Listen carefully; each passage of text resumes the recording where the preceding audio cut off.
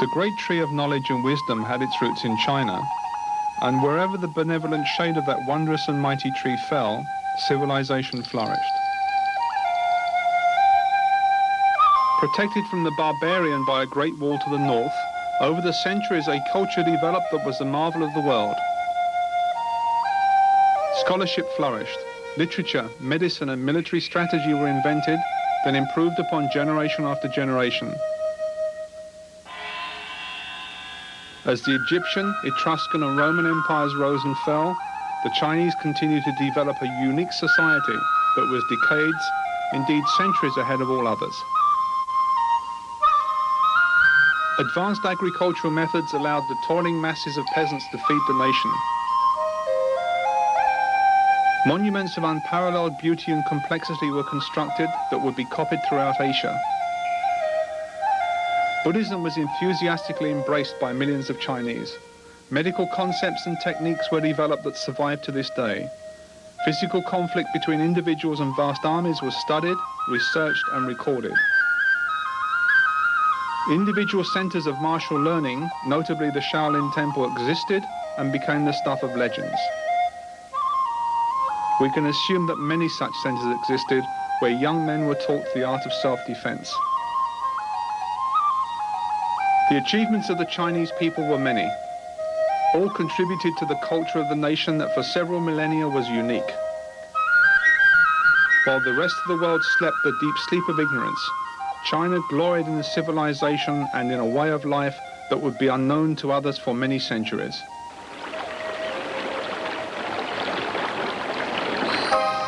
Then, after more than 5,000 years, burdened by the weight of its glory and exhausted by its many accomplishments, China began to die. Racked by civil commotion, foreign invasion, and an overly bureaucratic governmental structure, the great but now decadent kingdom began to falter. As China declined, Japan was being slowly opened to foreign trade after centuries of seclusion. Britain had established a far-flung empire upon which the sun, quite literally, never set, while America still bled from a war that had robbed it of the flower of its manhood. Unlike the phoenix of Chinese mythology, that was destroyed only to rise from its own ashes, there would be no miracle to save the Middle Kingdom. The seeds from the last blooming of the once glorious flower of Chinese culture would be scattered far and wide. Some fell on native soil, struggled to survive, but died. Others were taken to less civilized but younger and more vigorous cultures by foreign students and traders. Here they would grow strong and robust once more in the virgin soil of these distant lands. There were many visitors from overseas who aspired to learn the unique, unarmed fighting methods of China, but few were qualified. Even fewer were capable of withstanding the rigorous and lengthy training that turned bodies of fragile bone and vulnerable flesh into sculptured stone and tempered steel. Yet there were visitors to China, like the Okinawan Goju Ryu Higaona, who willingly paid the heavy price of acquiring superhuman strength and physical invincibility. For 14 years he paid in hardship, pain and suffering the cost of the passage from defenseless youth to master of the martial arts. When he left China in 1882 for his homeland of Okinawa, he took with him Sanchin and the other 8 kata that were fundamental to this fighting system, as well as the techniques and training methods of his chosen art. He would become a legend in his homeland and the pillar of the Nahate method of unarmed combat that took its name from the city of Naha in southern Okinawa. To the art of which he became the chief exponent, he would add to in his maturity, as would his most capable student, Chojun Miyagi, in whose care this most aggressive and destructive fighting art was placed on the death of the master. It was he who refined it into a balanced and physical mental discipline, part hard and part soft, from which came the name Hard Soft School of China Hand, Goju Ryu Karate.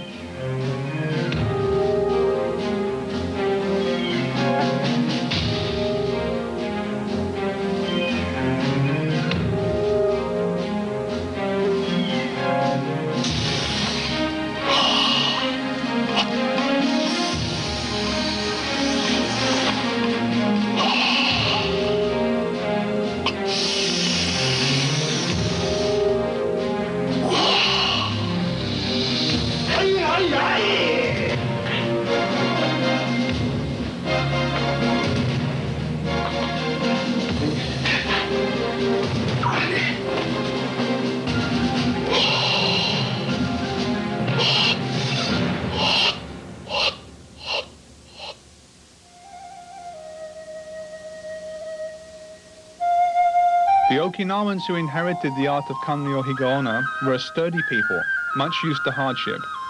For them, the severe training was a challenge more than an ordeal. Te, and later karate, as it became known, was for people used to fighting a harsh environment very invigorating and produced a hardiness of spirit and a physical resilience that assisted them greatly in their day-to-day work as farmers and fishermen. The Okinawans brought a native energy and sincerity to all they did, and as a result, karate prospered greatly. It flourished to such an extent that, barely a century later, the knowledge that was so secretly transmitted from a Chinese master to his Okinawan student became the intellectual property of the world. An art that has become the activity of choice for many millions of people of every nationality, race and creed, but one that remains to this day, in some respects, as secret and as shielded from the public gaze as it was centuries ago. Morio Higaona is a member of karate's inner circle, one of the most qualified and respected teachers in the world. He is the heir to the legacy of Chojo Miyagi by virtue of being the premier student of Miyagi's last and most favored disciple. Renowned for the quality of his technique, his immense knowledge and his awesome power, no one is better qualified to present what makes Goju Ryu karate unique and what makes its exponents feel in combat, sporting or otherwise.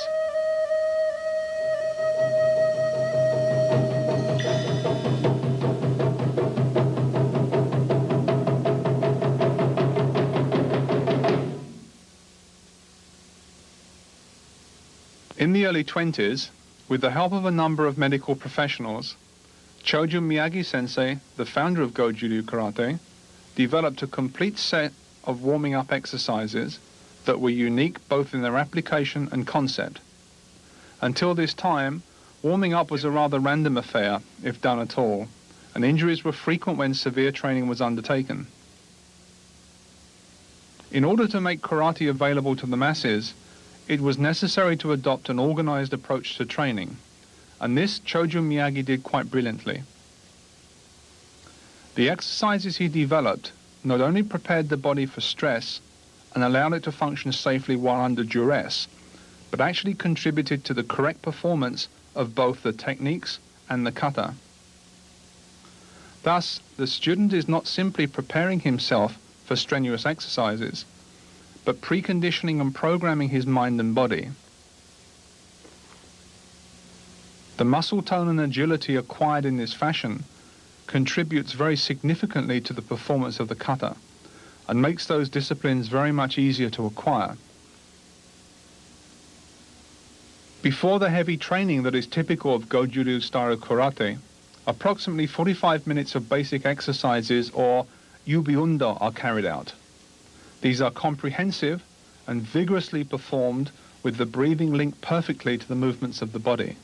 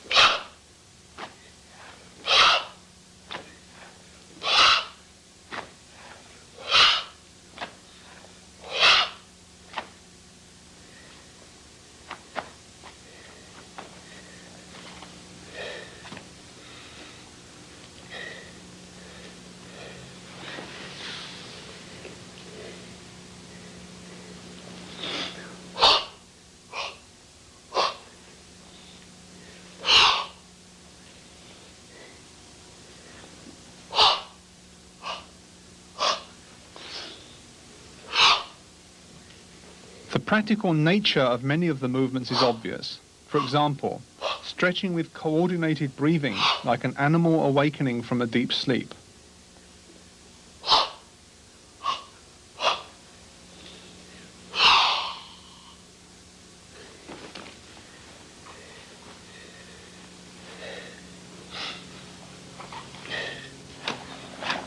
Swinging the arms to strengthen them and make them into weapons.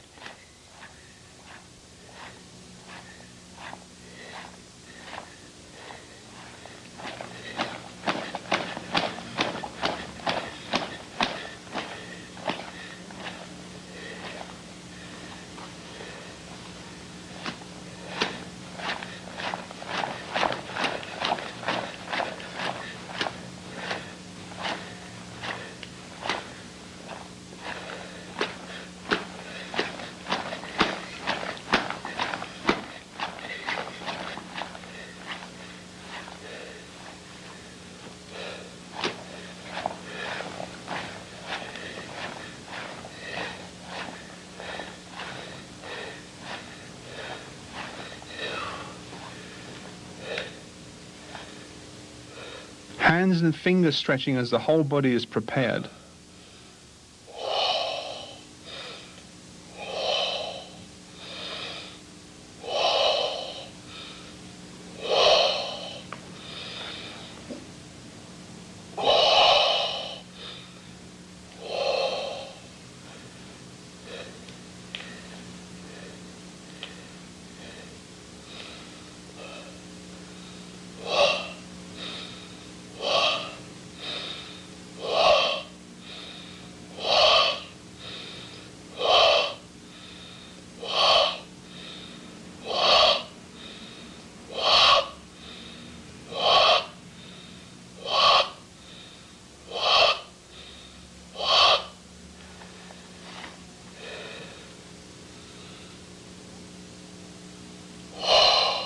The shoulder is pushed down as the neck is stretched, an exercise in which the concentration required to perform it is almost as important as the exercise itself.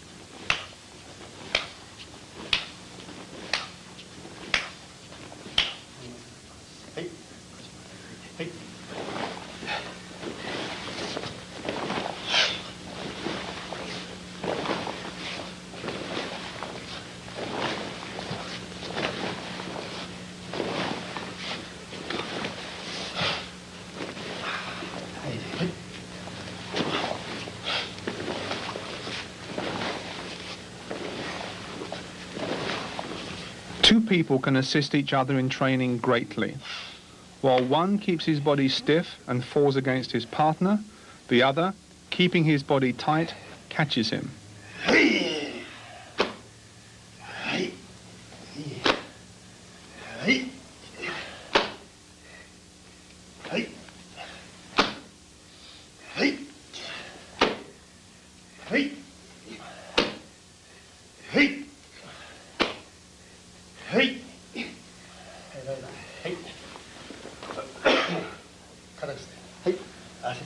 入れ替わり。はい。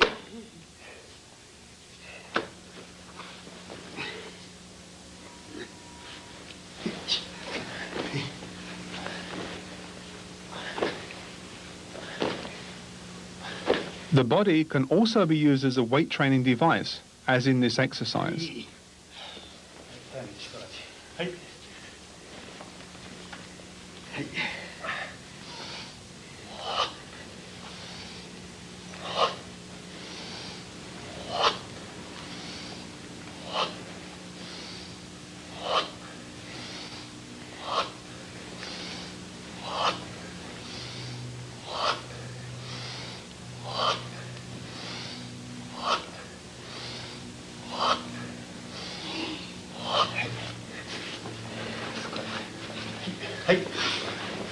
And the body strengthened by resistance training in this interesting and demanding combination.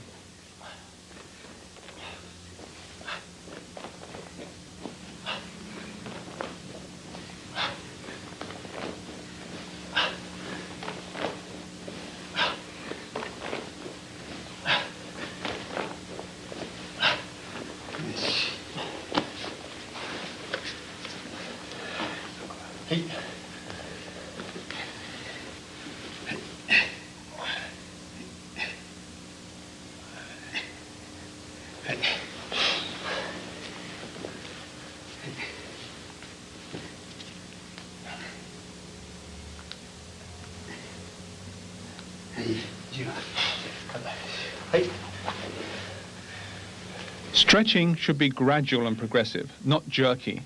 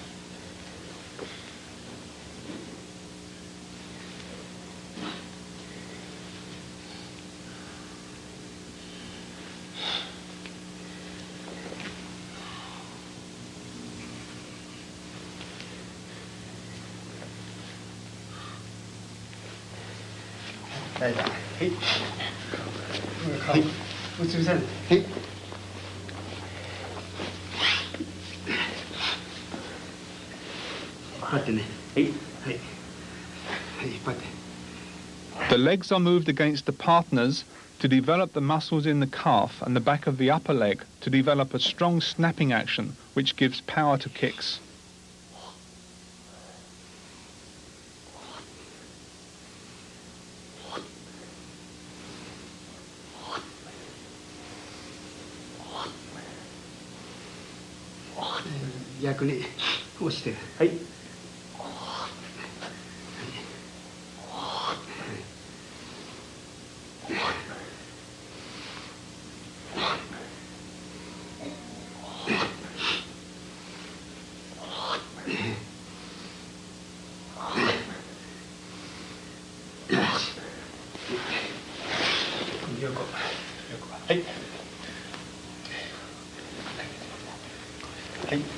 To safely stretch the side hip joint and leg, the body is stretched slowly and held for 20 to 30 seconds at the limit.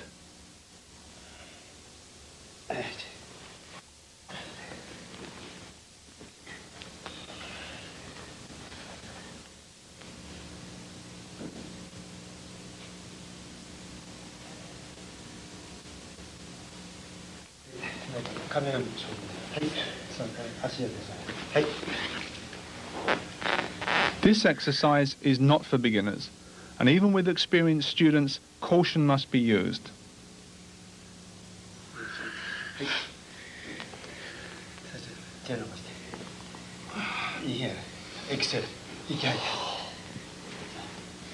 Stretch twice to the limit and hold for 20 to 30 seconds.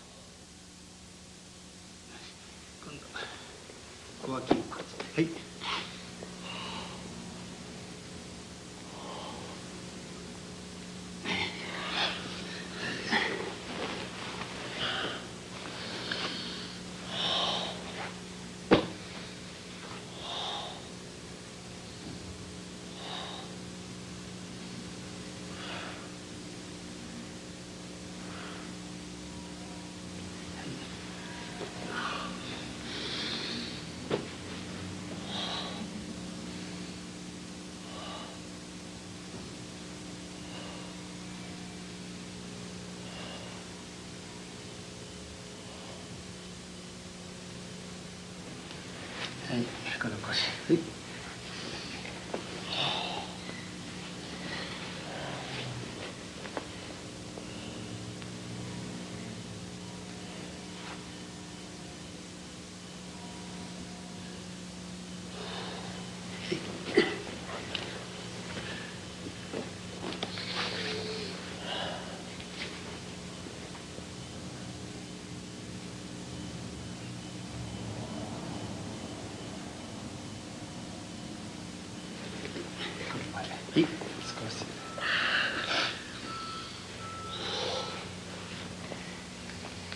Clearly, this stretch has to be done slowly and carefully, then held for 20 to 30 seconds on completion.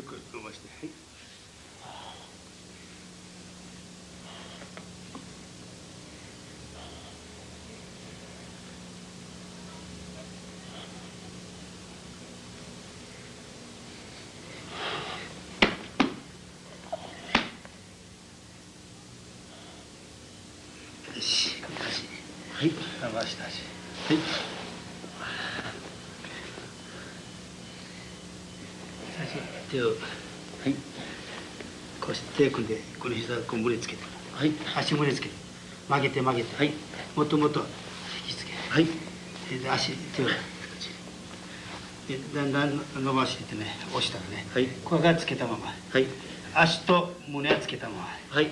Pressure is carefully applied by the instructor to the student's body in order to stretch it to the point of utmost flexibility. はい、手を出して足の角の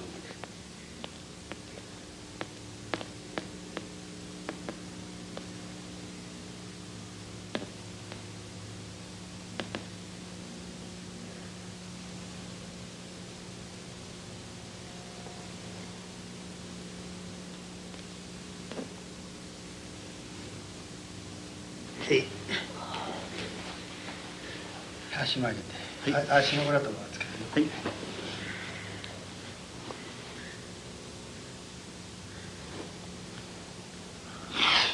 The soles of the feet are pushed together, and the instructor carefully applies his weight to stretch the student's body.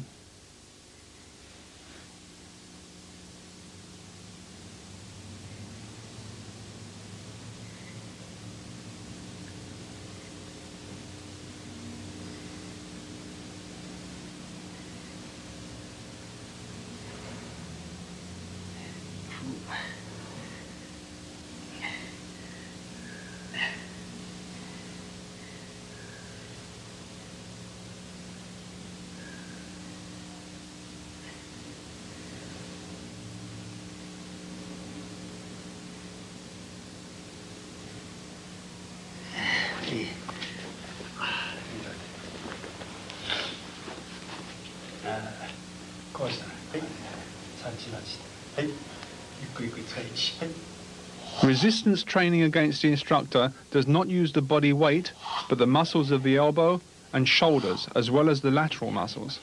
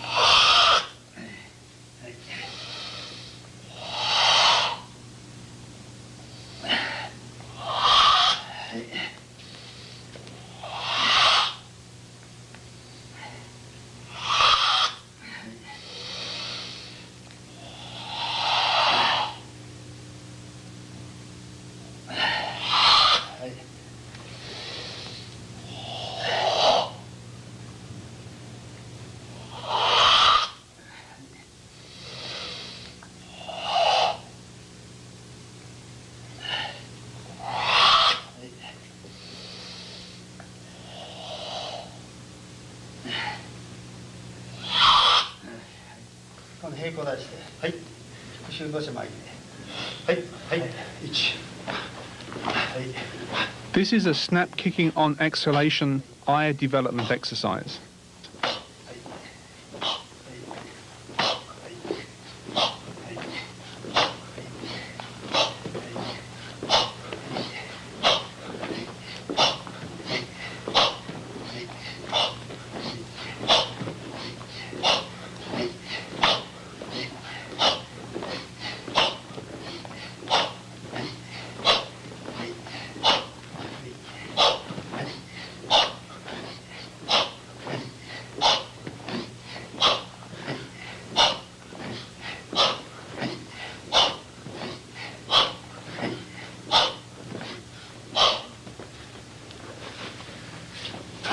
はい、右突きから。はい、はい。Another example of very beneficial training with a partner. Sit-ups combined with punching techniques.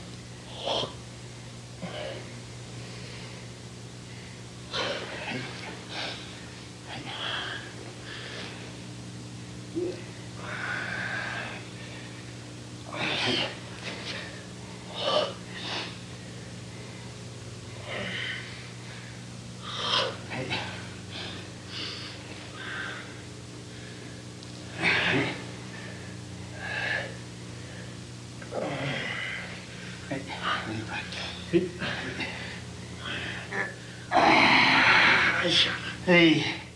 Hey. Hey. Hey.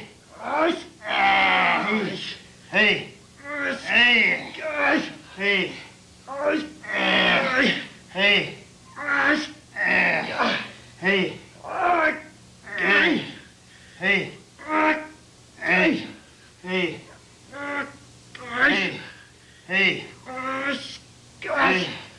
Hey. Hey. Hey.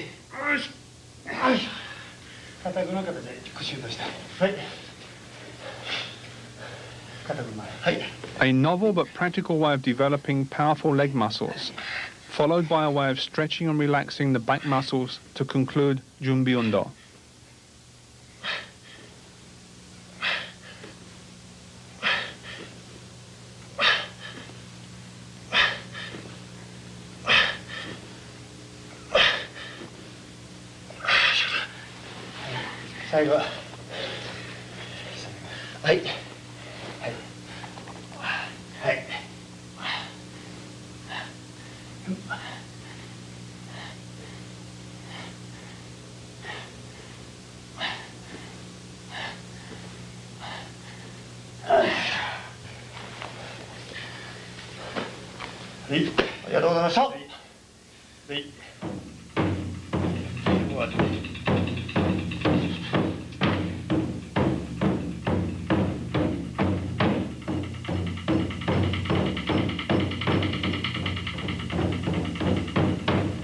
In the words of the founder of Goju Ryu Karate, supplementary exercises, hojo undo, are practiced with the aim of perfecting the kata. The purpose of these exercises is not only to develop strength and power in the body as a whole, but to develop each part of the body individually in order to develop complete body power. Undoubtedly, they are responsible in part for the immense strength of Goju Ryu Karate exponents, the explosive power they can unleash, and the hardness that they develop.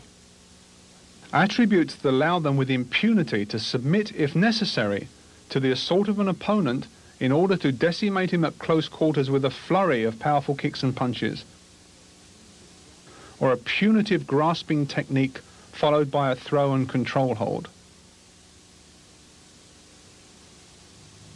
Many of the training methods and equipment that are unique to Goju Ryu Karate were brought back to Fujian Prefecture in southern China by Goju Ryu Higaona. They are effective, safe, and useful for students of any style of karate, and rapidly build a strong body, powerful legs, and a phenomenally strong grip.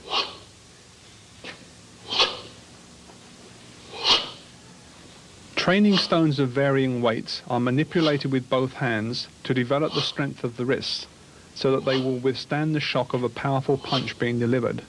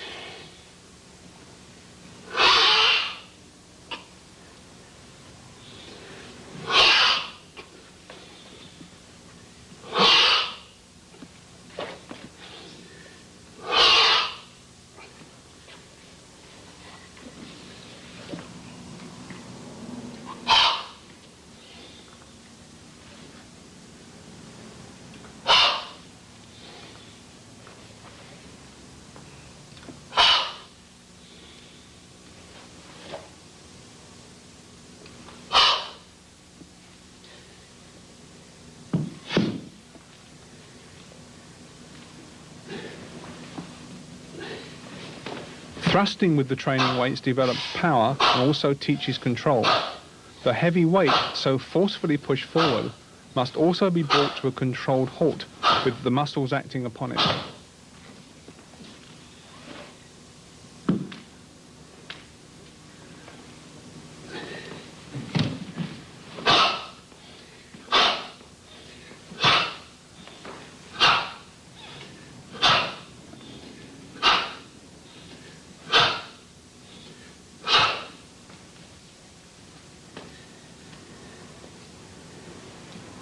The grip is strengthened and the blocking action developed by rotating the forearm against the shaft of the training weight.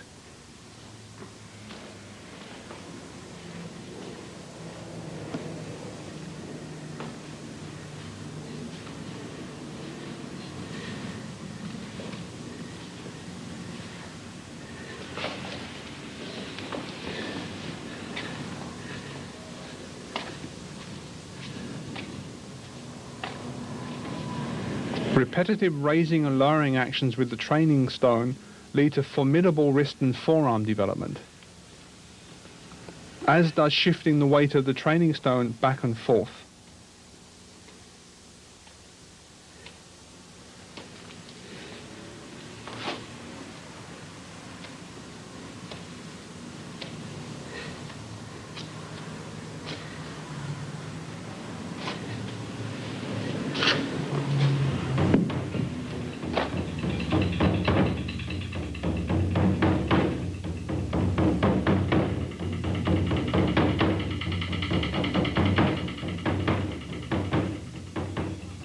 The nigirigame, literally gripping pot or jar, is another unusual training item much favored by Goju Ryu exponents.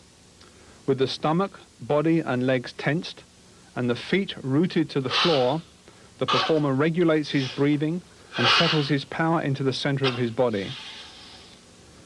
The heavy jars, which can be made heavier by the addition of sand or water, are gripped with the tips of the fingers, raised and gripped tightly as the karate exponent moves in the typical Goju Ryu stance.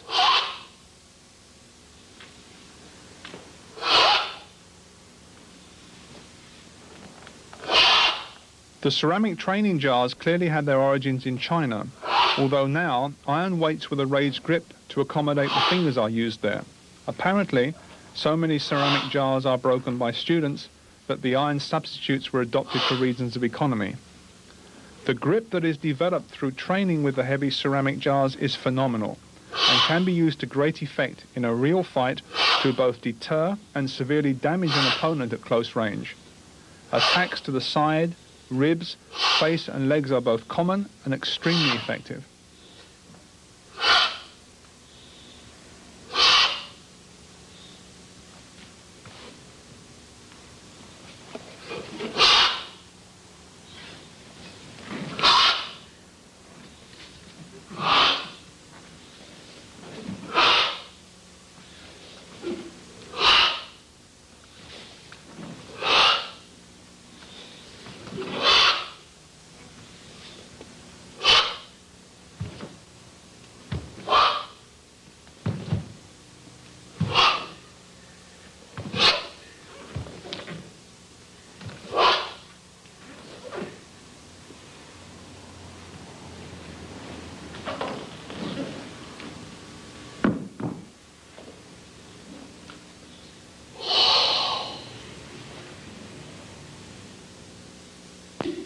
Grabbing his wrist, second grabbing his elbow. Chojo Miyagi-sensei was renowned for his ability to tear raw meat into strips with his bare fingers before placing it into the frying pan. Anyone who has experienced the grip of a Goju Ryu master will testify to its ability to deter even the hardiest opponent and cause extreme pain, as well as, if necessary, extensive damage. Another weapon in the Goju Ryu arsenal that is developed by intelligent and systematic training. Side and in and out, muscle, groin, and side. Yes.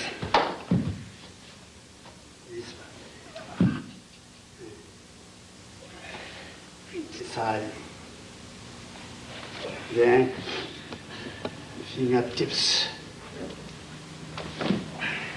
Then thumb. Then this glove. And 2-finger glove. Other way. Thumb. And twist. Then grabbing. Then grabbing. Even the feet, toughened by regular training, can be used as weapons of assault. Grabbing. And this grabbing air. Okay.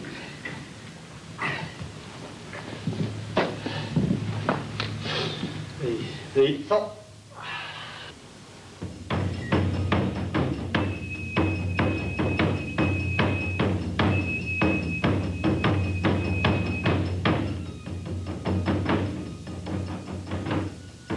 Goju Miyagi brought back this unique training implement from Hawaii when he returned from an extended period of teaching there.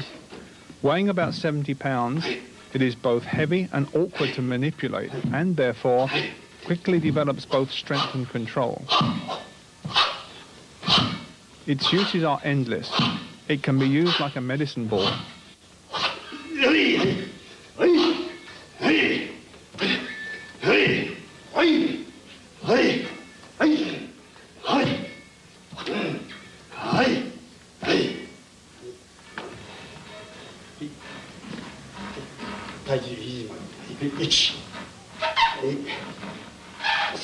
To strengthen the legs with squats.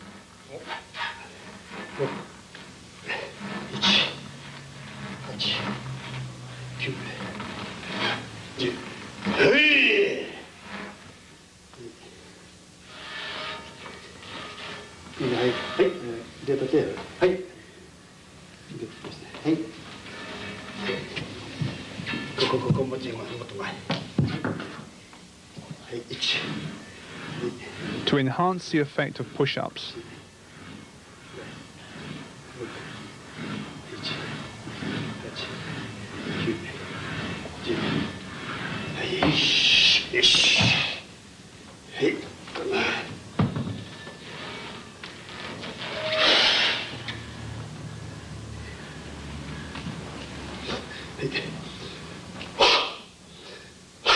And to develop explosive power.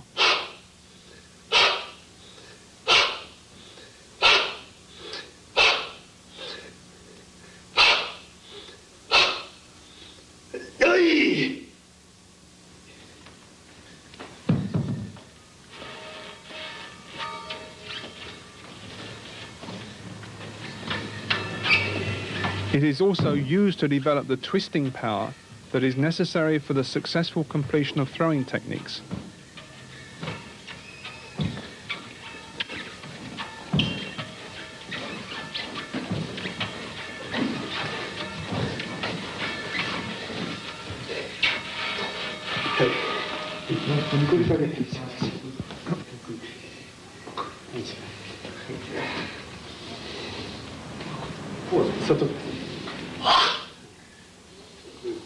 Here, a specific technique is performed while the weight is taken on the shoulders.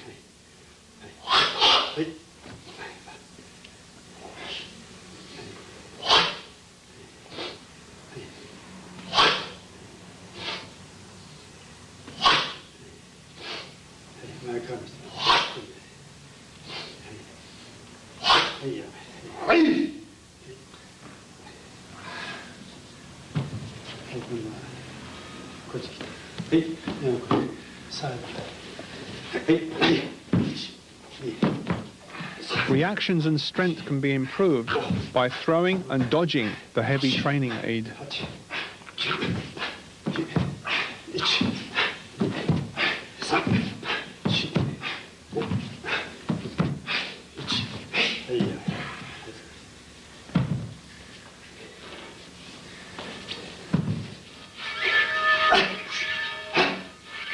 The Kongo Ken also has a role in body conditioning, where it is used to simulate a body check.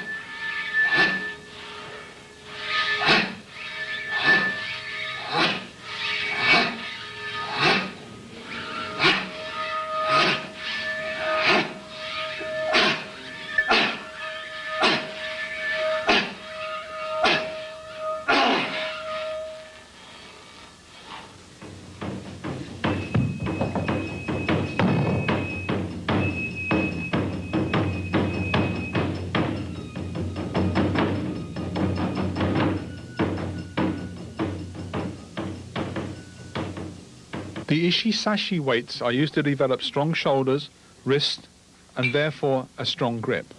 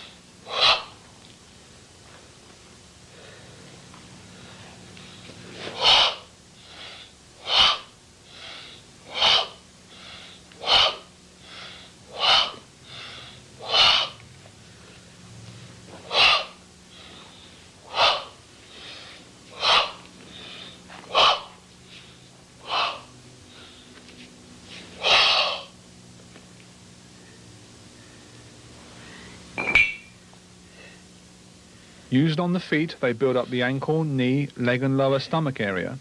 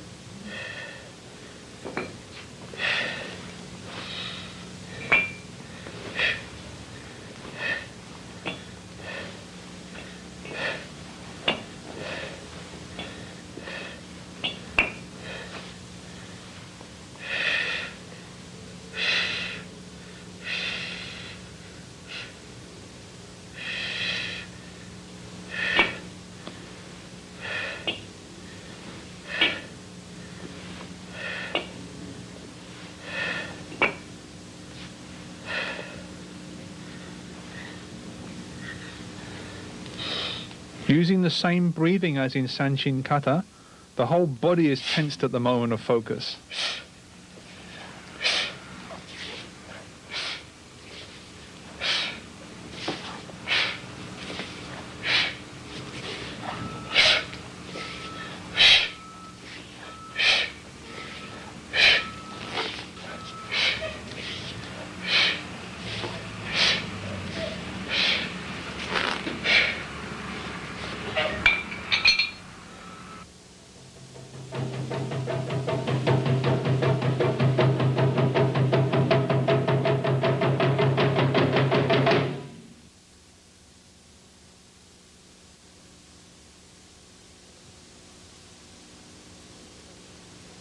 Being a pragmatic form of self-defense, Goju Ryu Karate promotes body conditioning to allow students to experience the repeated shocks of an actual combat, while at the same time hardening their bodies and strengthening their minds.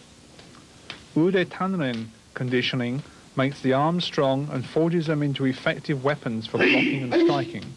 The key to successful training is regular and serious practice.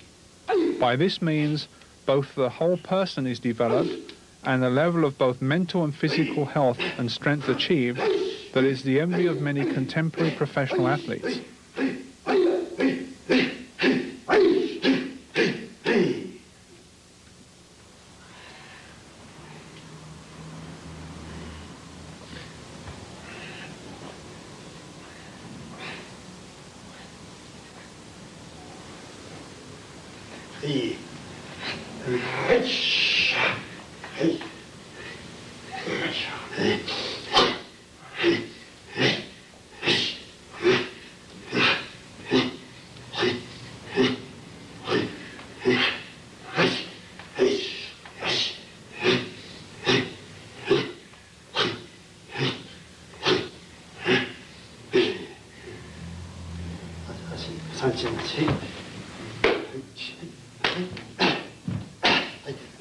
Some of the most powerful and therefore effective karate techniques must be endured if they are not to bring a speedy end to every clash of combatants. Resistance to the shock and pain are built up systematically by exercises such as these.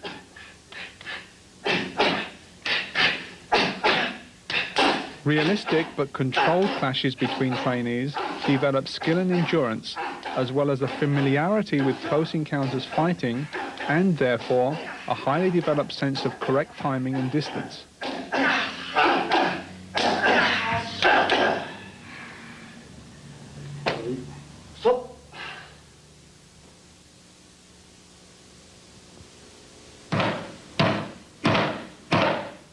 Conditioning is important, as it makes parts of the body into strong weapons to be used against an opponent when fighting in earnest.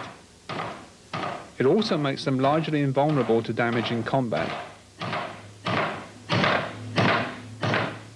Advanced practitioners spend many hours strengthening and hardening each striking area of their body.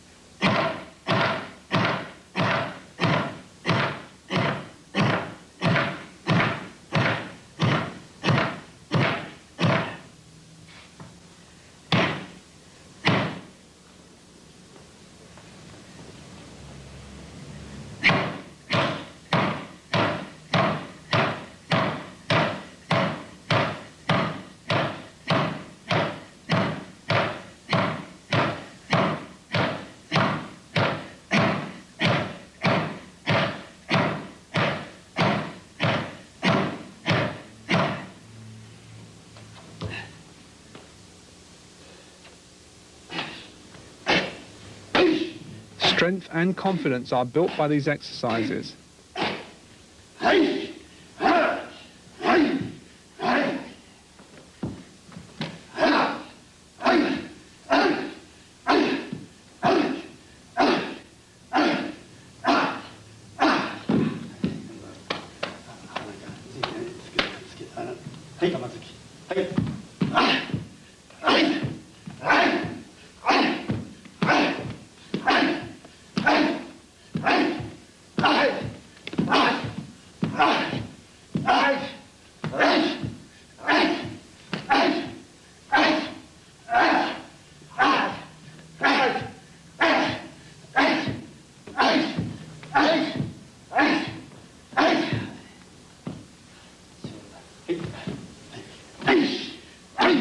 The more realistic the clash, the less unsettling the shock of actual combat.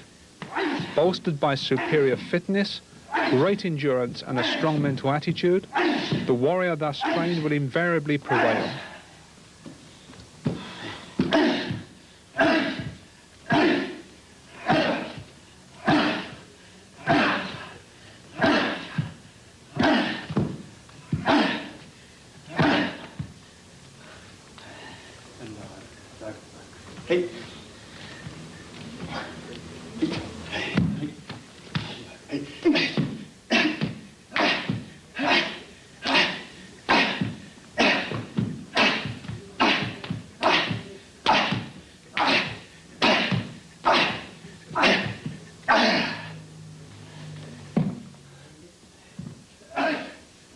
A fundamental precept of Goju Ryu Karate is that in an encounter, it is probable that one will be hit by an opponent before that encounter is over.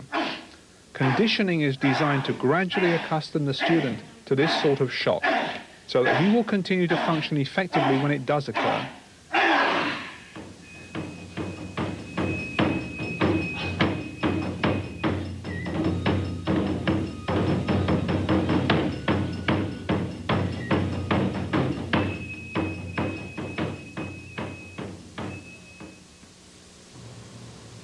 Striking the makiwara to condition the hands and feet and strengthen the body is unique to the practice of karate and is taken very seriously by high-level exponents. Punching ball training conditions not only the extremities of the body that actually make contact with the opponent, but the supporting structure as well. Repetitive striking builds up the wrist and forearm, shoulder, back and hips, as well as the supporting leg. Makiwara training must be both regular and repetitive. A beginner would do well to start with 100 punches each side per day, building up to 30 minutes training each day, and more. As training progresses, as many as 1,000 strikes on each side can be performed during the course of one training session. Some students may prefer to train more with their weak hand until they feel as comfortable punching with the left as with the right. The makiwara should be adjusted to just below shoulder level, and strikes must be performed on exhalation as they would be in actual combat. Thus, as with all training in Goju Ryu, not only are the physical movements learned, but also the breathing and correct concentration and focus are perfected through continuous training.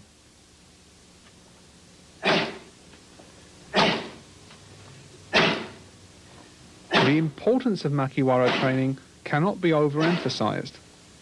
All three of the fathers of modern karate believed in its use and trained regularly. Choju Miyagi had his students bury the boards in the hard ground of his garden dojo where they would train. Kenwa Mabuni, the founder of Shito-ryu karate, would punch the training board for hours in the pouring rain, while his devoted wife held an umbrella over him. Funakoshi Gichin, the inspiration of the modern Shotokan form of karate, used the makiwara as an adjunct to his own training.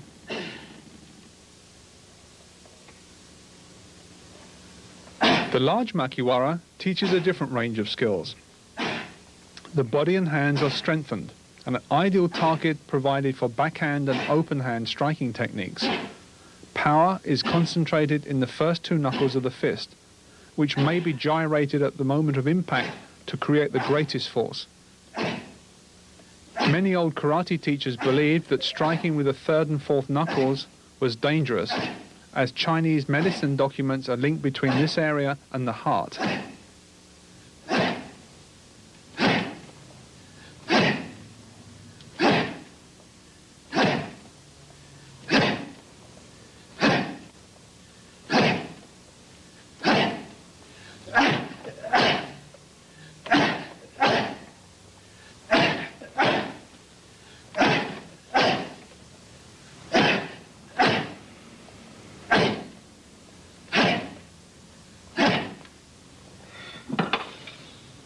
The addition of wooden stakes allows for arm conditioning and blocking practice.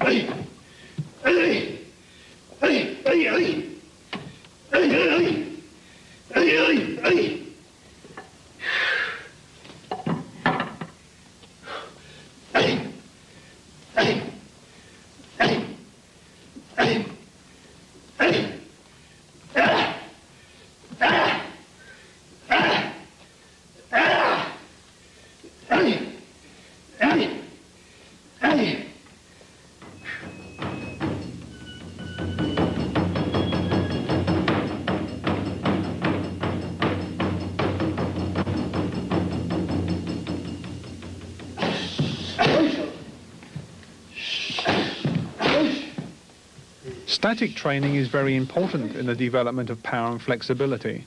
However, when a certain level of proficiency is reached, speed, focus, stamina, and the ability to combine techniques smoothly and effectively becomes of premier importance.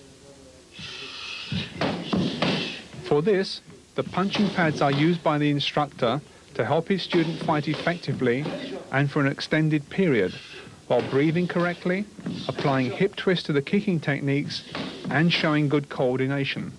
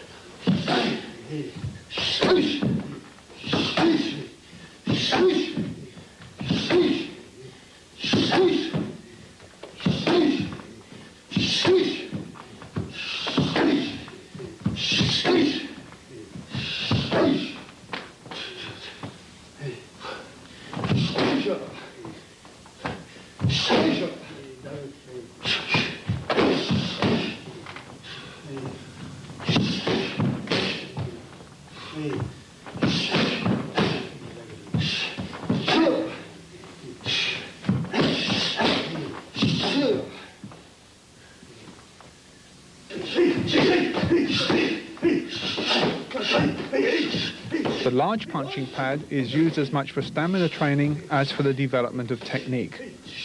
The student is encouraged to attack vigorously, using full power and as many combinations as he can manage until only spirit and determination drive him on. In the Orient, it is widely believed that, as iron becomes steel by being subjected to intense heat and repeated blows, so the fighting man becomes stronger the more he is mentally and physically stressed. This process of spirit forging is an underlying principle of karate training in traditional schools and is supremely important.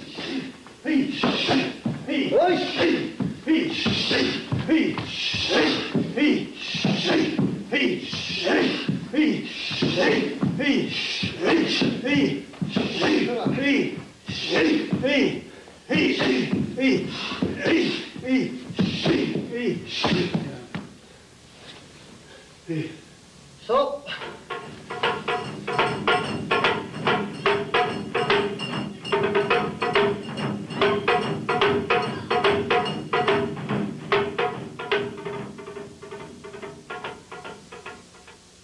when Goju Ryu Higaona returned from southern China, he brought with him much of what we know as the Goju Ryu system of karate today. Indeed, were he to see what we have presented here, there is little doubt that he would recognize it immediately and, hopefully, approve. Such was the respect his students and others that followed him had for his achievements. They changed very little of what he taught.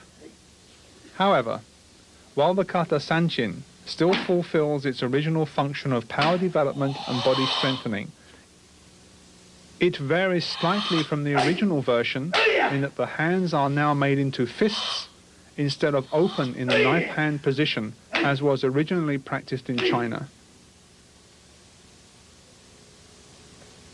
This kata is the bedrock of the Goju Ryu system. It develops both the physical and mental faculties of the student, as well as the ability to concentrate effort intensely to a point where, even in the heat of conflict, he is unwavering. The body is held tight and the breathing is carefully regulated, so it is impossible for an opponent to ascertain the exact moment of exhalation and therefore of weakness. The strength and stability of the student is tested by strikes to the key parts of the body where concentration must, by necessity, be the greatest.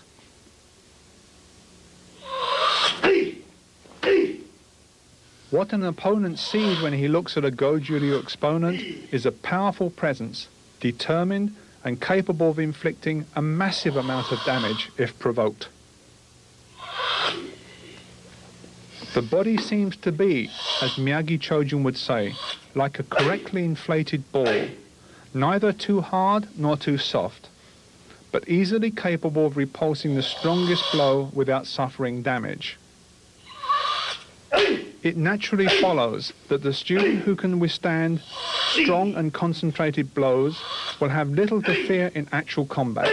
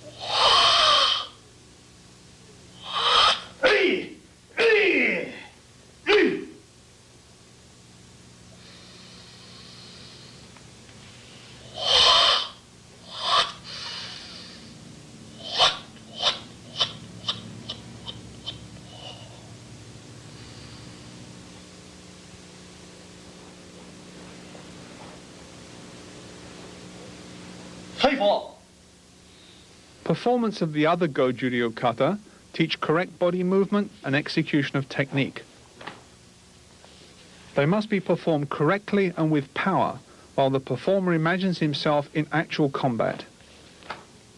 Each exercise has a specific inner meaning that often only the performer is aware of.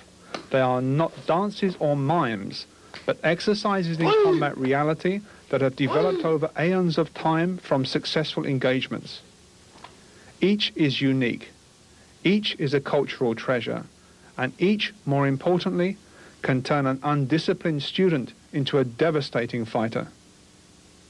Yet modern karate understands little of this, and kata is often reduced to little more than a performance to score points, just as a dancer or ice skater would. The movements of the kata come to us from antiquity.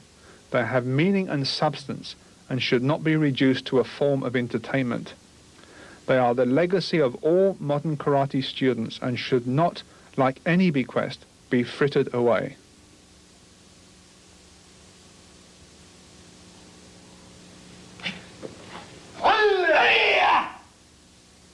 The conversion of kata from training for combat to a performance art, as in modern karate, has led to a lack of understanding of both the obvious and secret meanings of many of the movements. Generally referred to as bunkai or applications, these are the most essential elements that have been lost to all but the most traditional styles of karate.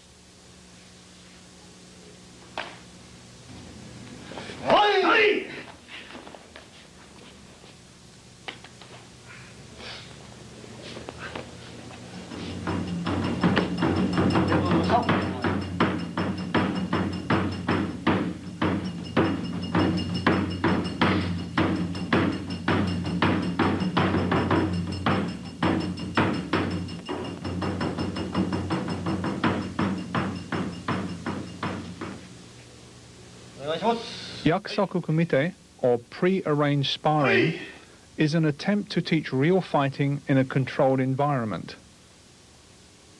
Care must be exercised, but this practice is useful for distance and timing training.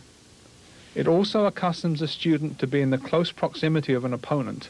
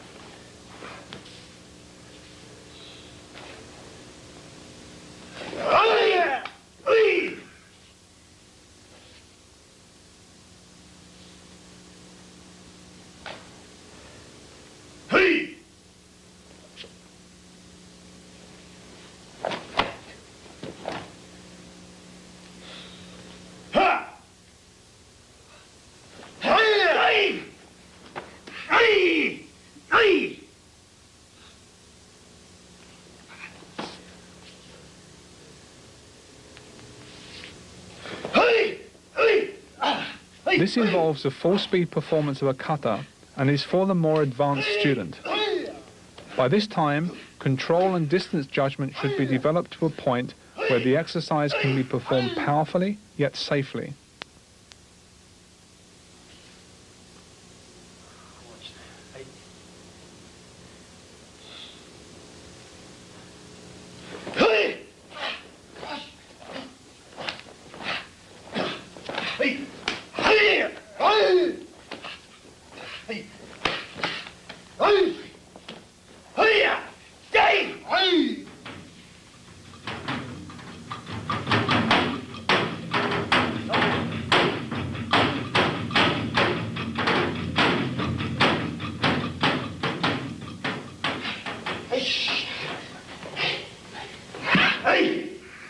Goju Ryu Karate does not rely entirely upon punching and kicking methods, but retains effective throwing techniques.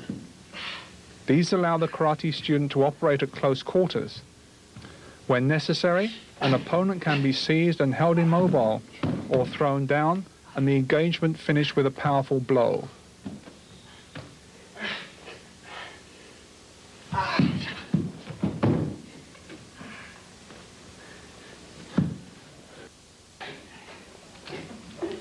The pushing hands exercise is typical of many ancient and extant Chinese martial arts.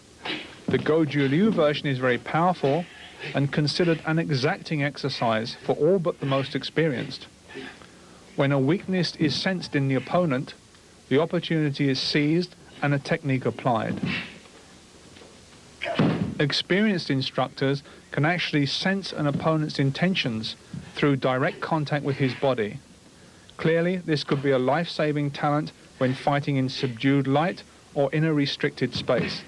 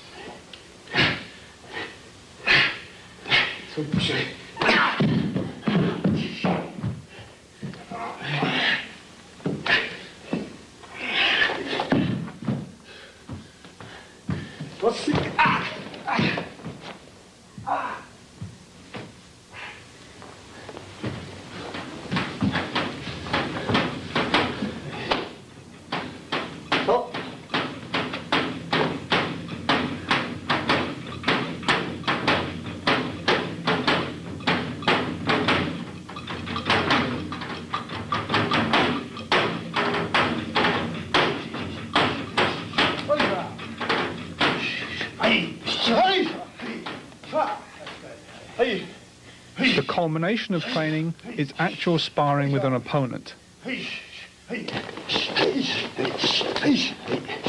Preliminary and fundamental exercises, conditioning, makiwara training and kata all lead the student along the path that culminates in an engagement with an opponent. The student's ability is tested to the limit.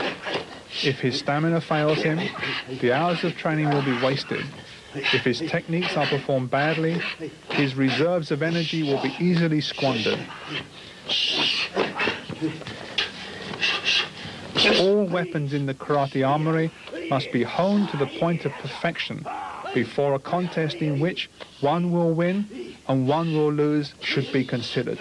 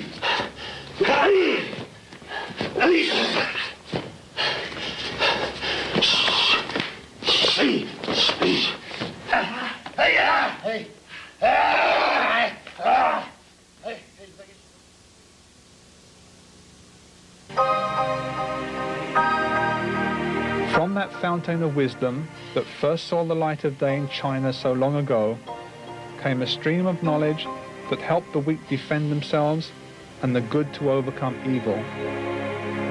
Through the work of pioneers like Goju Ryu Higaona, it spread to Okinawa where, becoming a river with 3 tributaries, characterized by Choju Miyagi, Kenwa Mabuni, and Funakoshi Gichin, it crossed to Japan. The efforts of these pioneers, from whom all major styles of karate come to us, have borne fruit to the extent that karate is now a worldwide movement with members in almost every country. A triumph to be certain, but one that must be tempered and maintained by adherence to the traditions and principles of the art. Karate, by its very nature, is a solitary endeavor that demands in exchange for strength, good health and fighting ability, time and effort to satisfy the dream that Goju Ryu Higaona had of being transformed from a defenseless youth into a man of iron. It also requires of the fighting man who wishes to become invincible that which, like the concept of infinity, has no known limit: humility.